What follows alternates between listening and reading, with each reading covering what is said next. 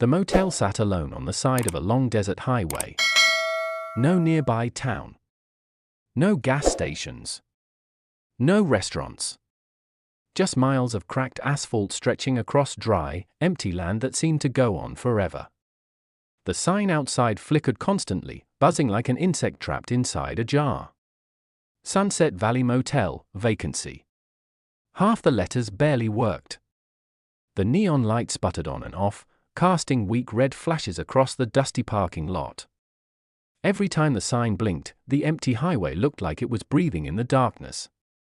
When I first saw the job listing online, I assumed it was fake. Night manager needed, remote highway motel. That was the entire description. No company website. No phone number. Just an email address and a surprisingly high salary. The pay was higher than anything I had seen in weeks. And after losing my last job, I didn't exactly have the luxury of being picky. Bills were piling up. My savings were almost gone. So I answered the email. 2 days later, I was driving 3 hours into the desert. By the time I arrived, the sun had already started dipping below the horizon, painting the sky in dark orange and purple. The motel looked even worse in person. 10 rooms arranged in a long L-shaped building. Faded yellow paint peeling off the walls. Dust blowing across the empty parking lot. A broken ice machine sat near the stairwell, half buried in sand. And behind the front office window, a man was waiting for me. The owner's name was Mr. Daly. He was older, maybe late 60s. Grey hair, thin glasses, and the kind of face that looked permanently tired, like he hadn't slept properly in years. He didn't waste time with small talk. "You're here for the night job," he said. I nodded. He studied me quietly for a moment, his eyes moving up and down like he was measuring something. Then he sighed. "All right." Just like that, I was hired. No paperwork. No background check. No contract. Nothing. That should have been my first warning. Mr. Daly walked me around the property as the last light of the sunset disappeared behind the desert hills. "There are 10 rooms," he explained. "But we rarely have more than 3 guests at a time." "Why's that?" I asked. He didn't answer. Instead, he unlocked the small office door. Inside was a dusty front desk, an old computer that hummed loudly, and a wall completely covered with metal room keys hanging on hooks. Then he reached into his coat pocket and handed me a folded piece of paper. "You'll need these." I unfolded it. At first I thought it was just a list of normal motel policies. But the more I read, the stranger it got. Rules for night manager. Rule 1. Never assign anyone to room 8. Rule 2. If a guest checks in after midnight, they must be placed in room 3 or room 6 only. Rule 3. If a guest asks why the parking lot lights turn off at 2:15 a.m., do not answer. Rule 4. Never knock on a guest's door after midnight, even if they ask you to. Rule 5. If someone knocks on the office window between 3 o'clock and 3:15 a.m., do not acknowledge them. Rule 6. If a guest asks you to switch rooms, refuse politely. Rule 7. If you hear footsteps in the hallway outside room 8, do not open the door. I lowered the paper slowly. "You're serious?" Mr. Daly didn't smile. "Yes." "Why?" He leaned against the counter and rubbed his eyes like the question exhausted him. "You'll understand eventually." That answer didn't help at all. "Look," I said, "I just want to know what I'm getting into." For a long moment he didn't say anything. Then he finally spoke again, his voice quieter this time. "The guests here follow the rules. What happens if they don't?" Mr. Daly turned his head and looked through the office window toward the dark motel rooms outside. And his voice dropped slightly. "They stop being guests." A chill crawled up my spine, but before I could ask anything else, he checked his watch. My shift started that same night. Mr. Daly left just before midnight. Lock the office door, he told me as he grabbed his coat. And whatever happens. He pointed directly at the paper in my hand. Follow the rules. Then he walked to his car, started the engine, and drove away down the empty highway. The red taillight slowly disappeared into the desert darkness. And suddenly, I was completely alone. The motel parking lot was empty. Wind pushed small waves of dust across the pavement. The neon vacancy sign flickered weakly above the office roof. For the first hour nothing happened. No cars. No people. Just silence and the low humming of the old computer behind the counter. Then around 12:40 a.m. headlights appeared in the distance. A car slowly approached from the highway and turned into the parking lot. My stomach tightened slightly. The driver stepped out. A tall man wearing a long black coat. He walked calmly to the office window and knocked twice. I unlocked the door and let him inside. Need a room? I asked. The man nodded once. Just for the night. His voice was calm, almost too calm. I reached for the key rack automatically. Then I remembered the rules. Guests after midnight must go to room 3 or room 6. So I took the key for room 3 and handed it to him. The man took the key. But instead of leaving, he leaned slightly closer to the counter. Then he asked a strange question. What room is empty tonight? All of them except yours, I said. The man smiled faintly. Then he said something that made my stomach twist. Good. Because I can't stay near room 8.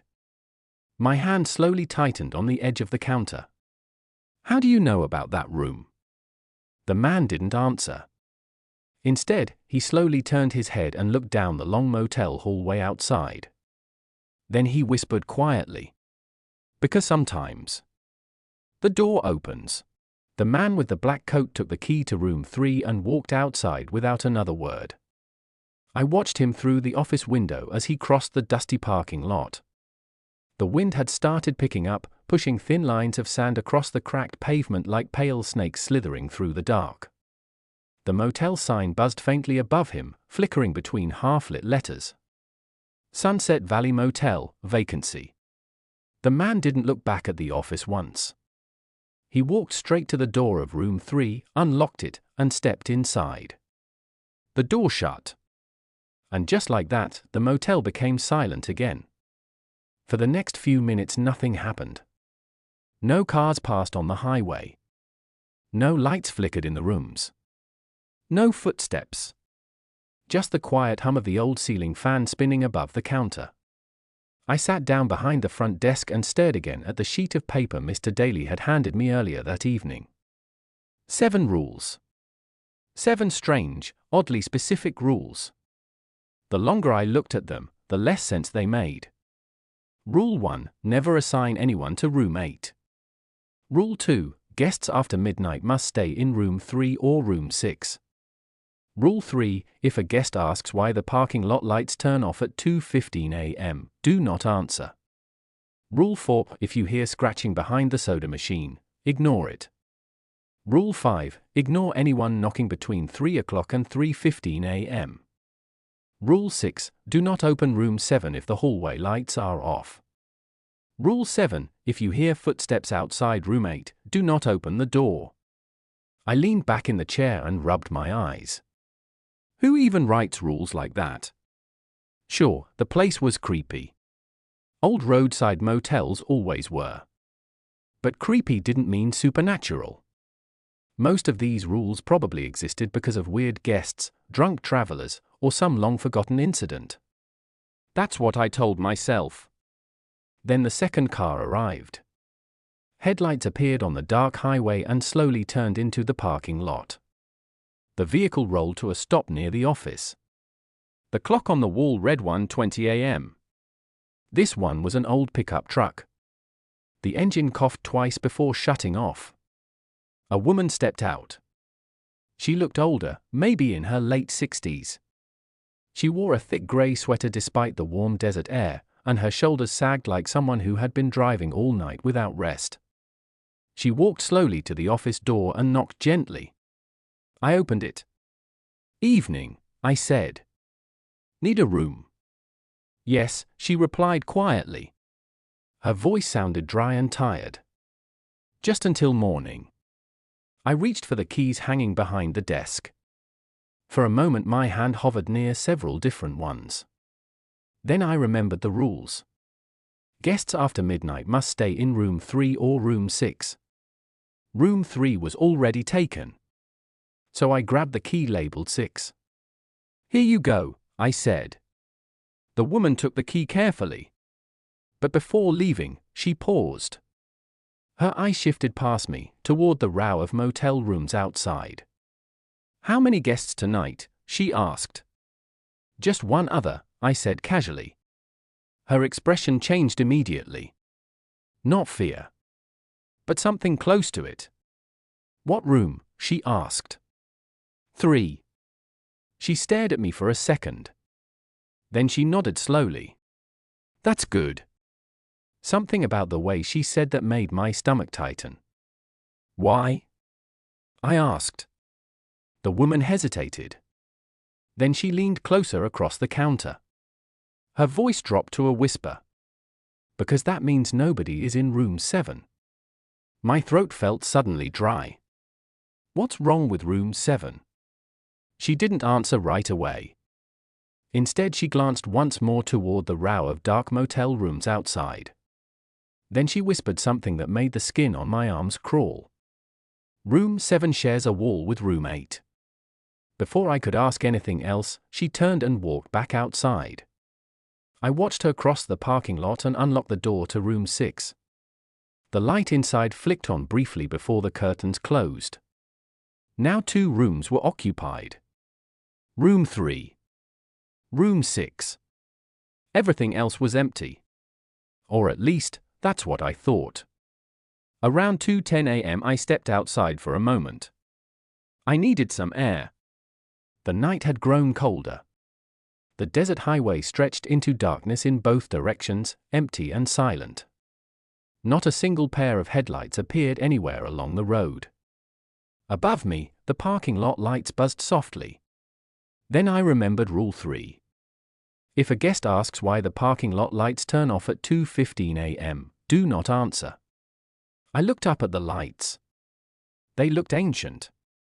Rust gathered around their bases, and the wiring looked like it hadn't been replaced in decades. Probably connected to some outdated timer system. Still, the rule felt strangely specific. So I waited. The seconds ticked by. 2:14 a.m. Then the clock on my phone changed. 2:15. Every single parking lot light shut off at once. The motel was instantly swallowed by darkness. Only the faint yellow glow from the office window remained. For a few seconds I just stood there. The silence felt heavier now. Almost watchful. Then I heard something. A door opening. Somewhere behind me. I slowly turned toward the long row of motel rooms. Room 3 was closed. Room 6 was closed. But further down the hallway, a door was slowly swinging open. My heart began to pound. Because the door belonged to room 8. I stared at it. The room was supposed to be empty. Mr. Daly had specifically warned me never to assign it to anyone. Yet the door was open now. Just a few inches. Darkness filled the doorway. No lights. No movement. Then I heard footsteps. Soft. Slow. Walking across the floor. Coming from somewhere inside the darkness of room 8. My chest tightened. Rule 7 suddenly echoed inside my mind. If you hear footsteps outside room 8, do not open the door. But the door was already open. And the footsteps were getting closer. Suddenly a light flicked on behind me. I spun around. The woman from room 6 stood in her doorway. Her face looked pale in the dim light spilling from her room. "You heard it too," she whispered. I nodded slowly. "What is that?" I asked.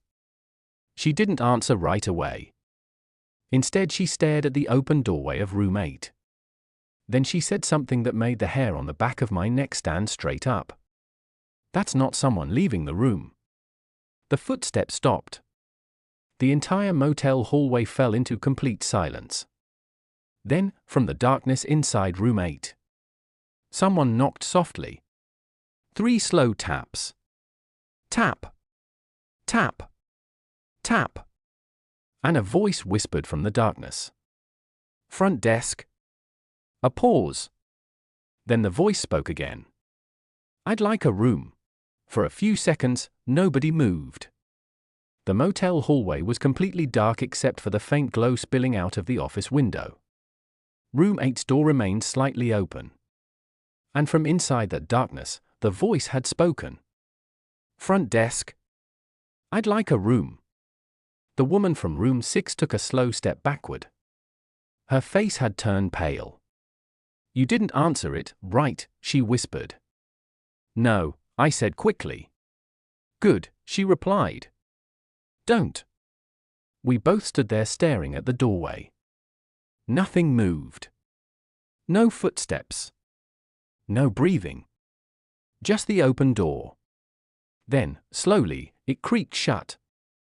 The latch clicked. And just like that, the hallway was quiet again.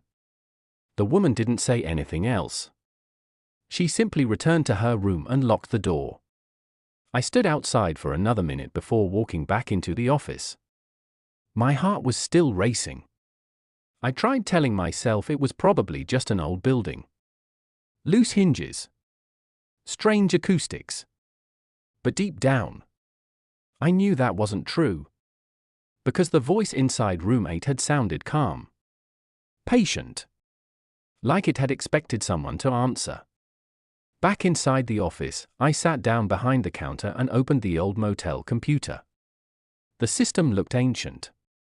The kind of reservation program that probably hadn't been updated since the early 2000s. Out of curiosity, I opened the room list. Room 1. Room 2. Room 3. Room 4. Room 5. Room 6. Room 7. Room 9. Room 10. I blinked. Room 8 wasn't listed. Not at all. I scrolled again. The number jumped straight from room 7 to room 9. My stomach tightened. The motel clearly had 10 doors. I had counted them during the tour with Mr. Daly. But according to the computer, room 8 didn't exist. Before I could think about that any longer, a loud knocking sound came from outside. Not the office door. The hallway. I stepped out again. The knocking was coming from room 3. The man in the black coat was standing outside his door. He looked nervous now. "Hey," he said quickly when he saw me.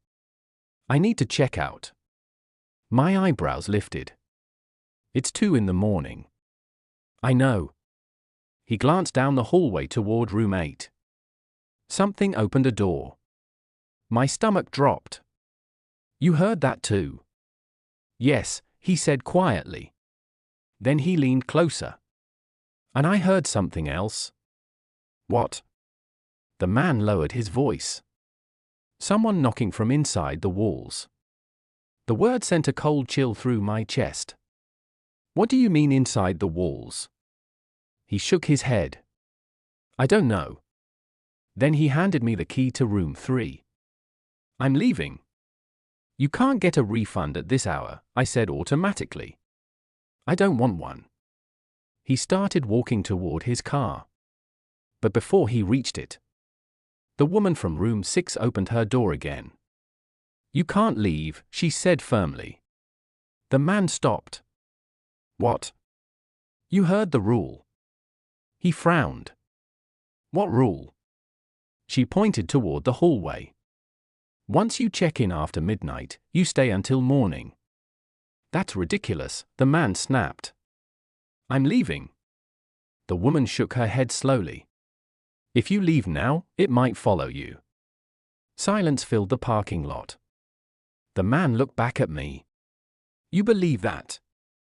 I didn't answer. Because behind him, something had moved. The door to room 8 had opened again. But this time, something was standing in the doorway. A tall shape. Too dark to see clearly. Just a silhouette against the pitch-black room behind it. The man in the black coat hadn't noticed yet. But the woman had. Her eyes widened. Don't turn around, she whispered. The man froze. What? Just get in your car. Slowly, the man opened his car door. The silhouette in room 8 didn't move. It just stood there, watching. The man climbed into the car, started the engine, and sped away down the highway. His headlights disappeared into the desert darkness. For a moment everything was still again. Then the silhouette inside room 8 stepped forward slightly and spoke. Its voice echoed across the empty motel. Calm. Patient. You let him leave. The woman from room 6 looked terrified now.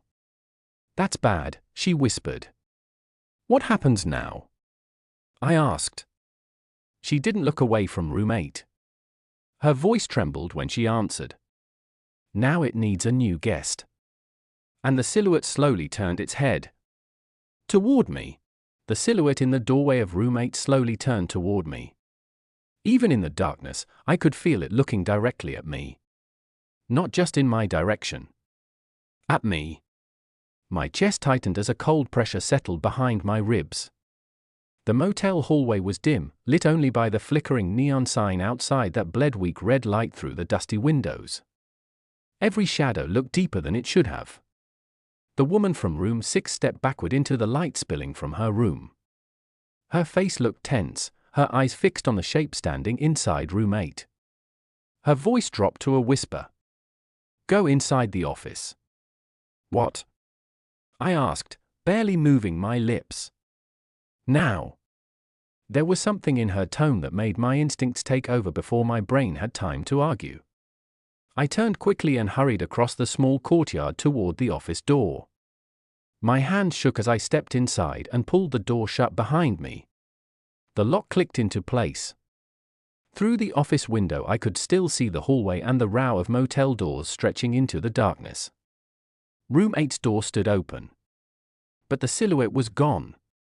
The hallway looked empty again. The woman from room 6 quickly crossed the walkway and stopped outside the office window. The buzzing neon sign cast uneven light across her face, making her look even paler than before.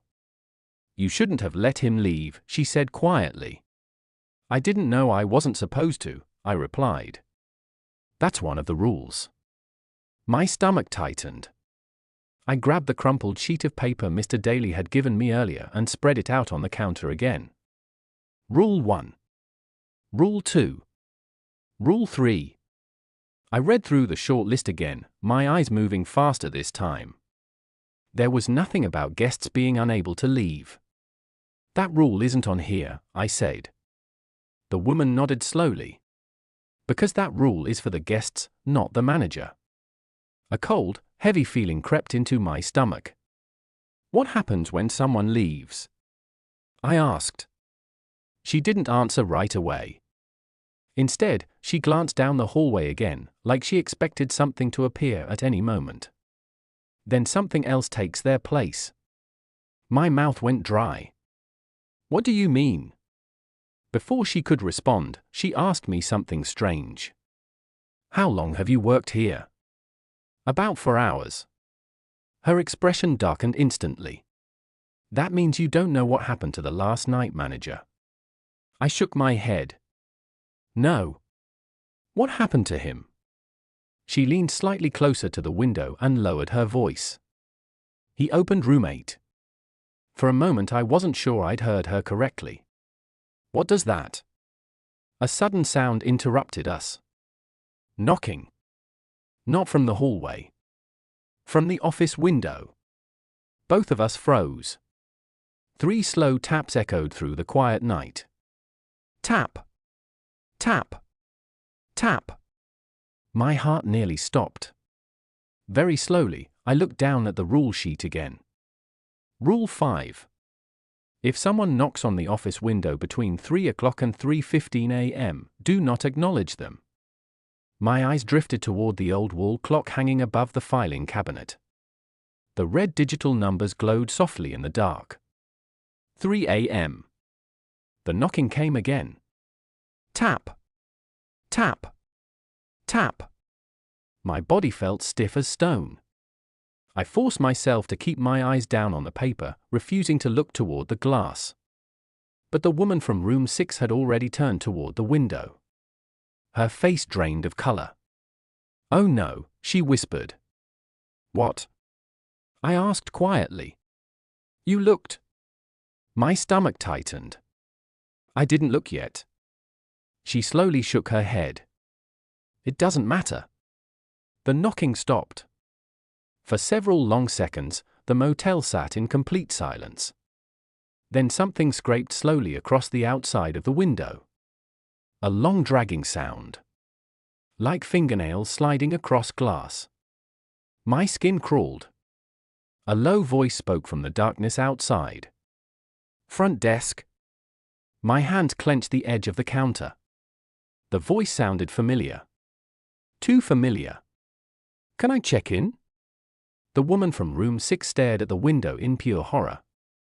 "That's him," she whispered. "Who?" Her voice trembled when she answered. "The man who left." My pulse pounded in my ears. "That's impossible."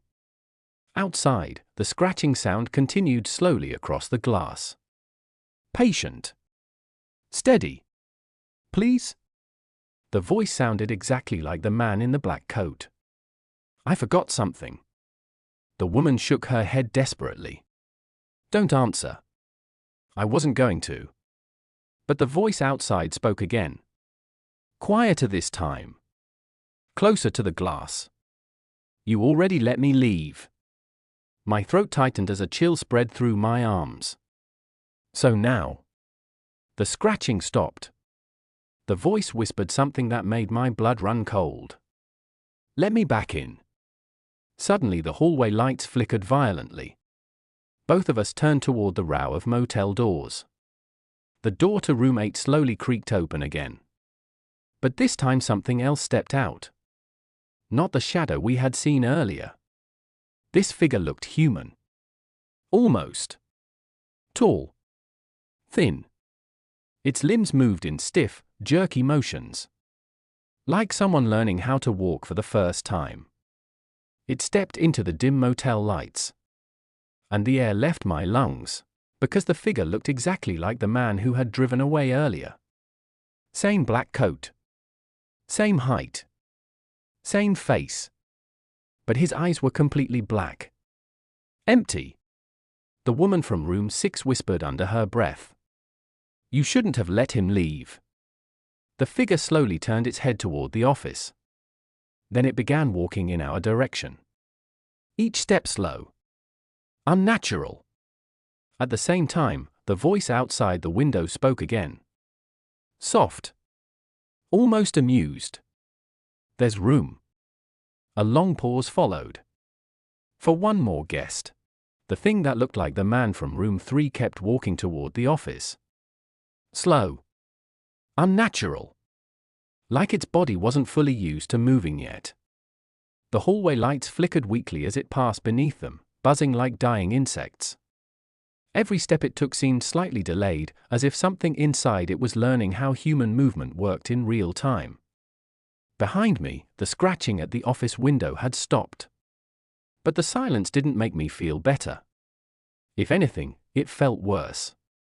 Because I could still feel something standing outside the glass. Waiting. Watching. The woman from room 6 stepped into the office quickly and shut the door behind her. The latch clicked softly as she pressed her back against it. "Lock it," she whispered. I already did. My voice sounded tighter than I expected.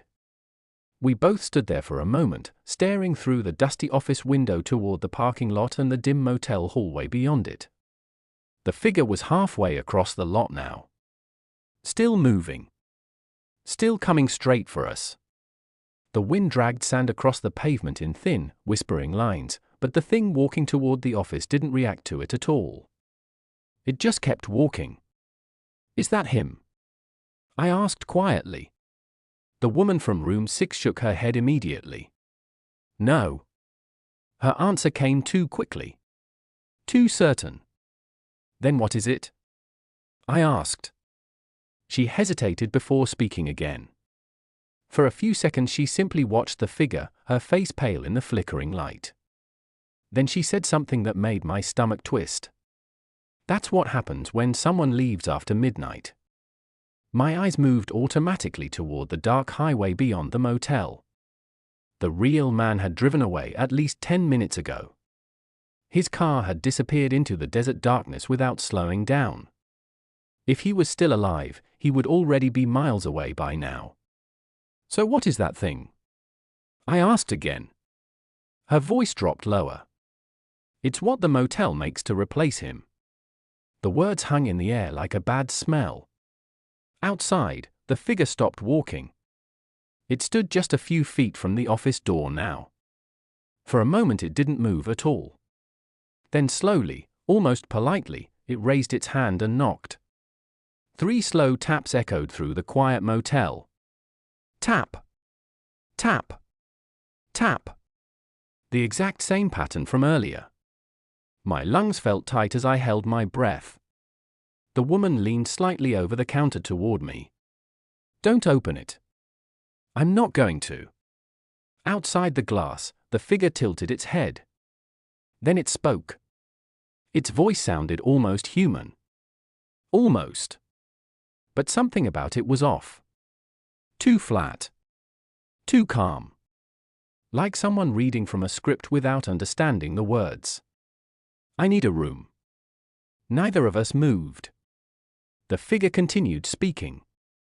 I was already staying here, it said. But I left. It leaned slightly closer to the door. And now I'm back. My chest tightened. The woman grabbed my arm suddenly, her fingers cold. Don't talk to it, she whispered. I'm not. But the figure kept talking anyway. You gave me room 3 earlier. Its black eye stared through the office window directly at me. So give it to me again.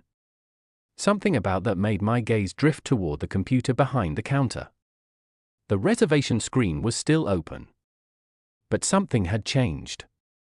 Room 3 was listed as vacant again. The man's entire check-in record had disappeared. Name.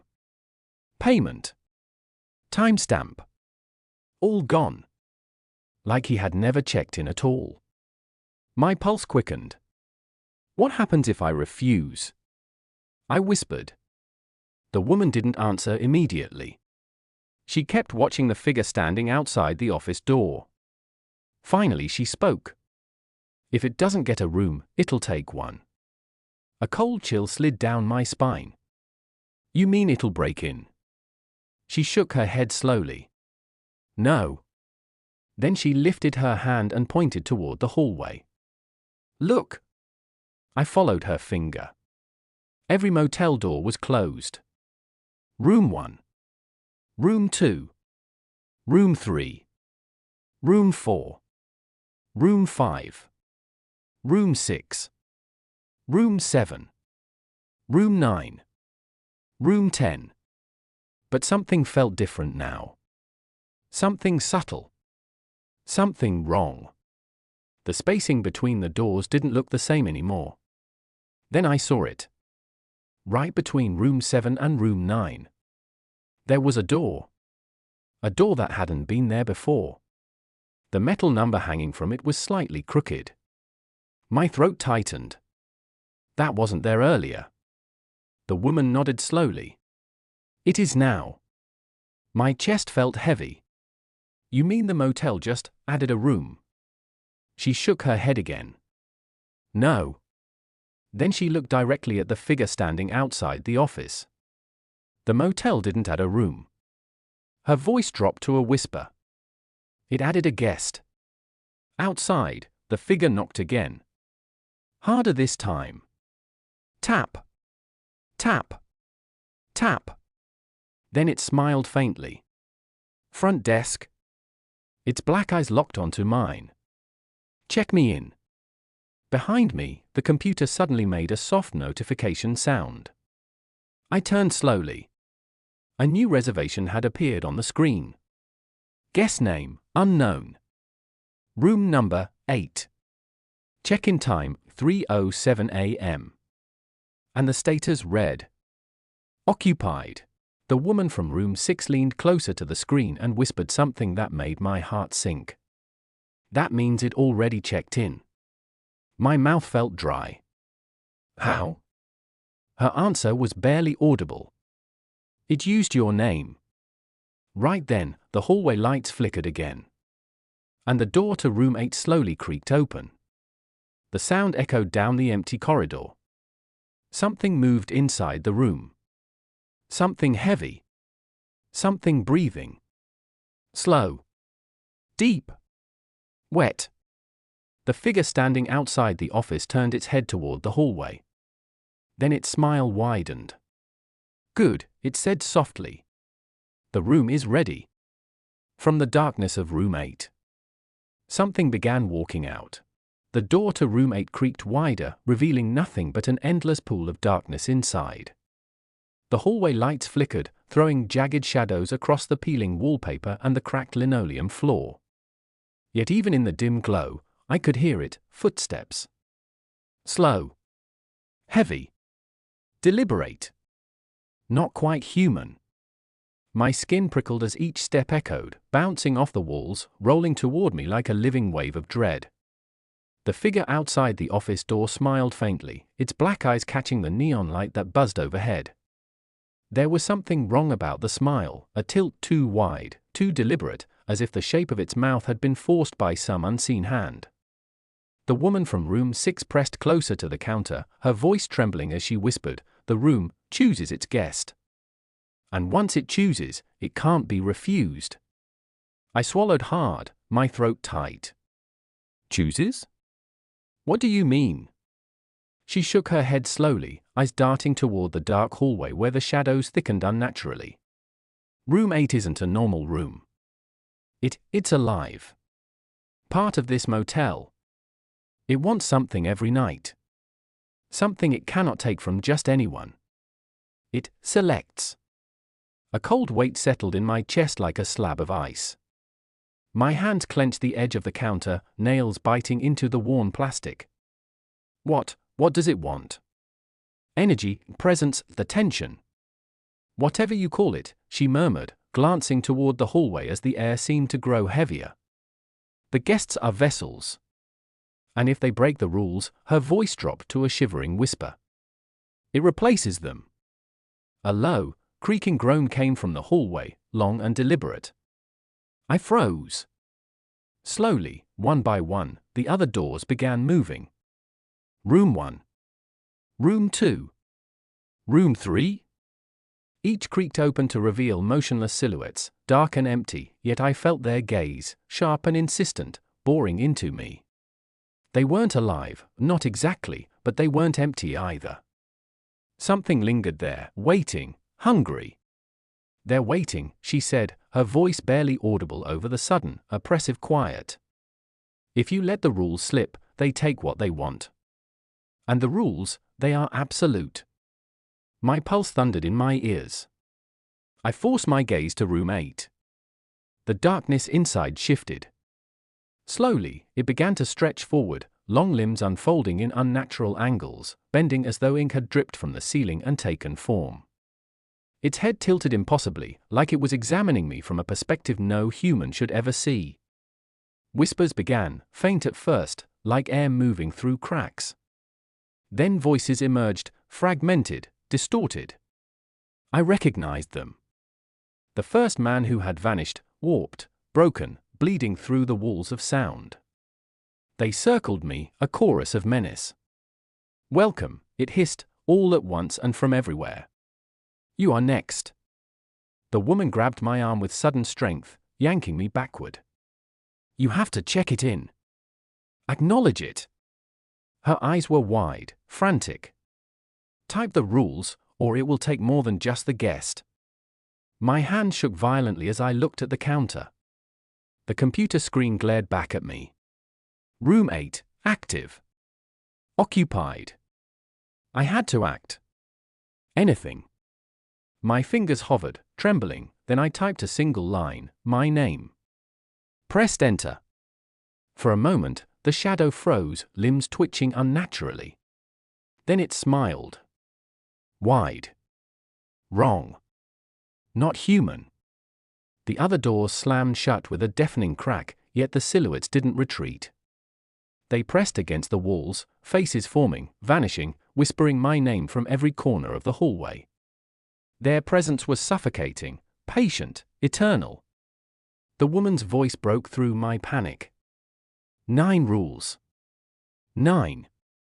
You must follow every one when they arrive. One misstep, her gaze flitted nervously to the office windows. They replace. They don't wait.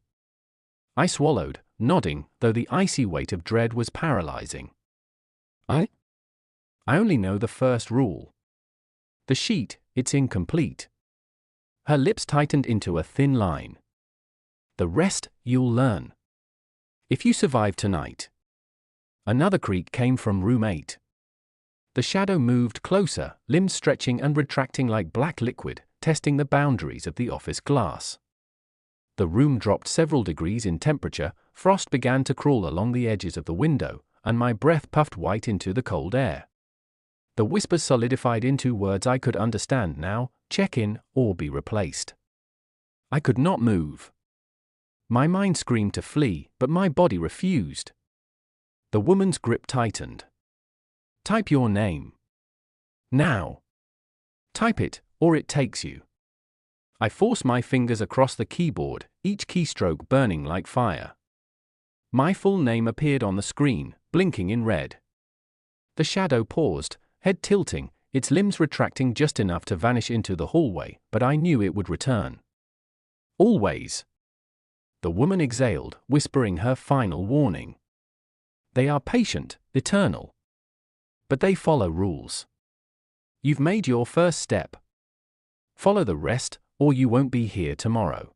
The light stabilized, neon flickering softly.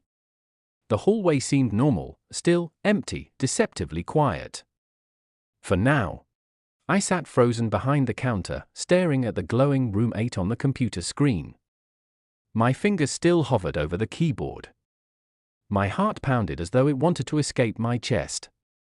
Every instinct screamed to run, but the woman from room 6, my only guide, had warned me, running wouldn't save me. Are you ready? She asked softly, her voice trembling. This is the final step. If you fail, the motel doesn't let people leave. I swallowed hard. Step? What do I need to do? She pointed toward the dark hallway. You have to follow every rule exactly. There are 9. You've only acknowledged the first by checking in the shadow. The rest, you need to anticipate them. I glanced at the paper on the counter. Rule 1, do not let a guest leave after midnight. Checked. Rule 2, do not look directly at the reflection of a guest in the glass. Checked. Rule 3, do not speak your own name when prompted.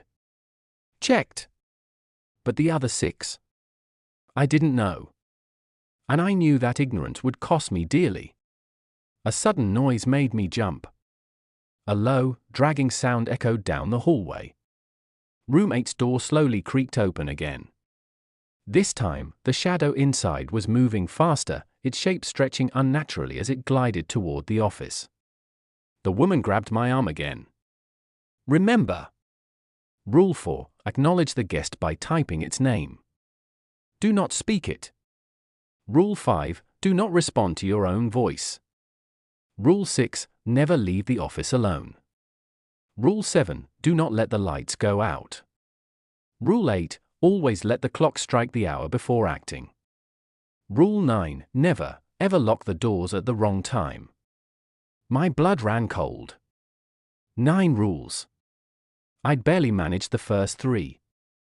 And now, the shadow from room 8 was approaching, sliding silently across the floor. Its black, hollow eyes were fixed on me, studying, calculating, waiting. I typed the name it had whispered earlier. My fingers shook violently. Pressed enter. The shadow froze mid-step. The air grew heavy, thick with frost. A faint whisper echoed in my mind. Acknowledged, for now. I didn't dare breathe. Slowly, the shadow moved back toward room 8, curling itself into the doorway like smoke gathering in the corners. But I knew it wasn't gone. Not truly. The woman exhaled shakily. You all survived the first encounter. But there's one more test. My stomach twisted. What test?